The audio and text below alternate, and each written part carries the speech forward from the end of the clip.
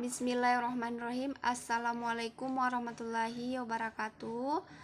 Baik, pada kesempatan kali ini saya akan mempresentasikan materi dalam mata kuliah belajar dan pembelajaran. Terlebih dahulu perkenalkan, nama saya Niken Rizkina, Stanbook A221202138. Saya dari kelas E, Prodi Pendidikan Biologi dari Universitas Tadulako. Baik, pada kesempatan kali ini saya akan membahas 3 materi. Yang pertama, teori belajar humanistik. Yang kedua, pemanfaatan berbagai sumber belajar dalam pembelajaran. Yang ketiga, identifikasi keterampilan dasar mengajar. Nah, yang pertama, teori belajar humanistik. Seperti yang kalian ketahui, teori humanistik ini adalah memanusiakan manusia. Nah, atau berusaha memahami perilaku belajar dari sudut pandang pelakunya, bukan dari sudut pandang pengamatannya. Nah, tujuan utama para pendidik adalah membantu peserta didik untuk mengembangkan dirinya, yaitu membantu masing-masing individu untuk mengenal diri mereka sendiri sebagai manusia yang unik dan membantu dalam mewujudkan potensi-potensi yang ada dalam diri mereka. Terus ada prinsip-prinsip teori belajar humanistik. Nah, prinsip teori belajar humanistik ini ada 10. Yang pertama, manusia mempunyai belajar alami. Yang kedua, belajar signifikan terjadi apabila materi pelajaran dirasakan murid mempunyai relevansi dengan maksud tertentu. Yang ketiga, belajar yang menyangkut perubahan di dalam resepsi mengenai dirinya. Yang keempat, tugas belajar yang mengancam diri ialah lebih mudah dirasakan bila ancaman itu kecil.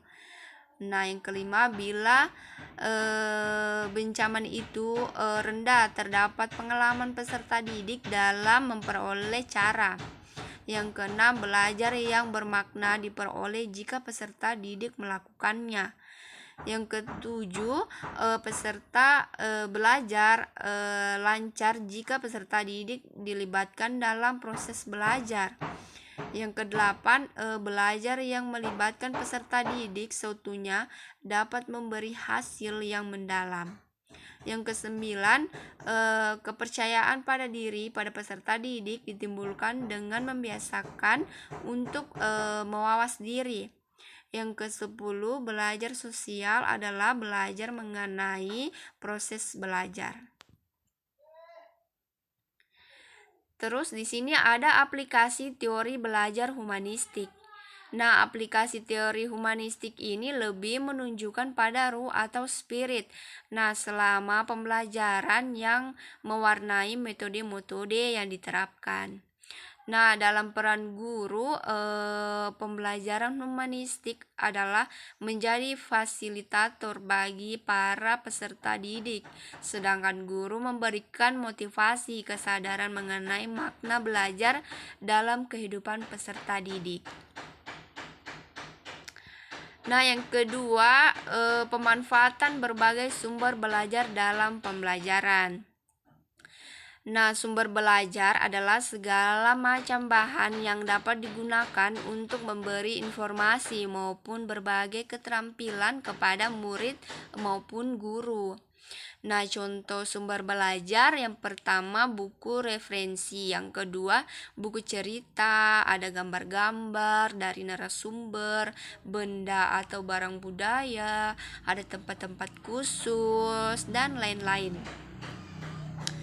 Nah, pemanfaatan sumber belajar yang pertama, memberi pengalaman belajar secara langsung dan konkret kepada peserta didik.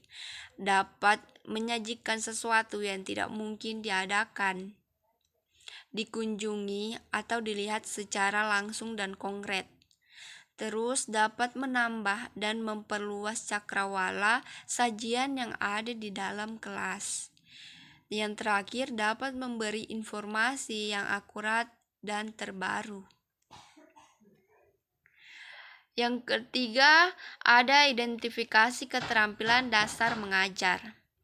Nah, keterampilan dasar mengajar merupakan keterampilan yang kompleks yang dapat dasarnya merupakan pengintegrasian utuh dari berbagai keterangan yang jumlahnya sangat banyak.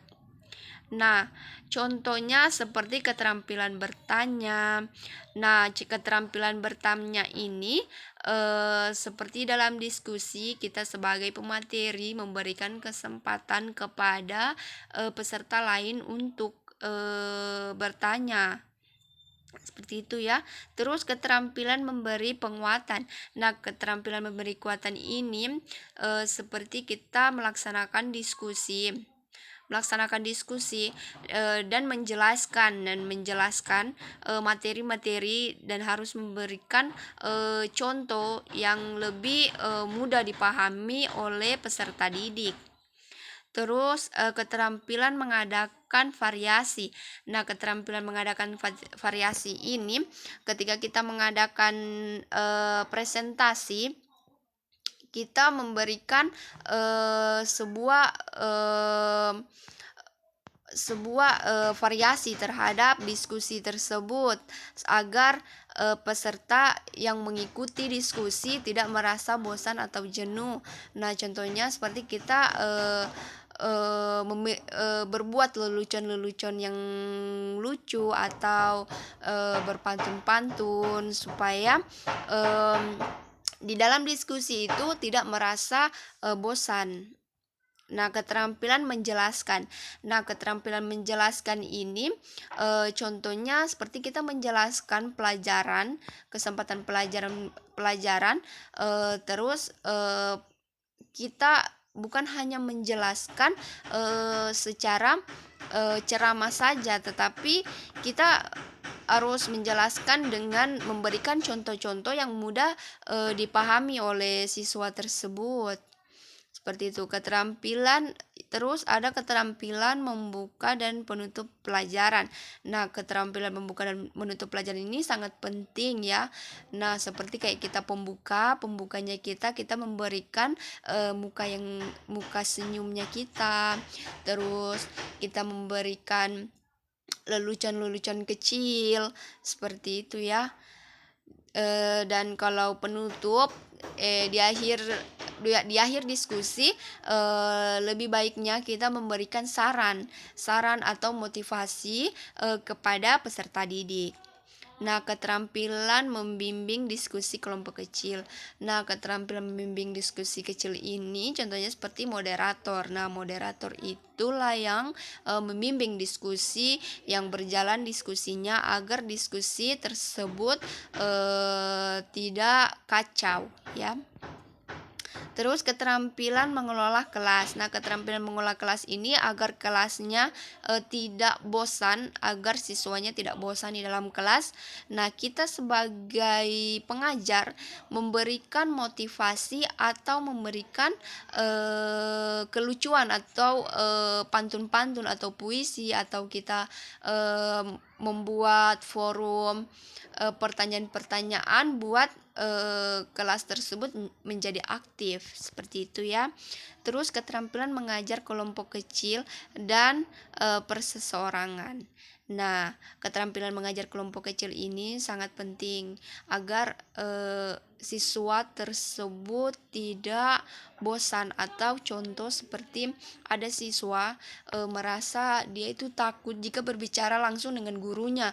Jadi agar gurunya ini mudah mengetahui perilaku dan sifat siswa tersebut, nah kita harus membuat kelompok kecil agar siswa itu bisa berbicara dengan teman kelompoknya. Nah, dan perseorangan ini kita sebagai guru bukan berarti kita karena kita sudah melihat perseorangan mereka sudah bisa bisa memulai pelajaran, tetapi kita sebagai guru harus memberi mereka kesempatan untuk bertanya, kesempatan untuk memberi saran, seperti itulah. Jadi identifikasi keterampilan dasar mengajar ini sangat penting bagi bukan hanya bagi siswa ya, tetapi sangat penting juga bagi guru. Baik, demikian yang dapat saya presentasikan. Lebih dan kurangnya saya mohon maaf. Saya akhiri. Wassalamualaikum warahmatullahi wabarakatuh.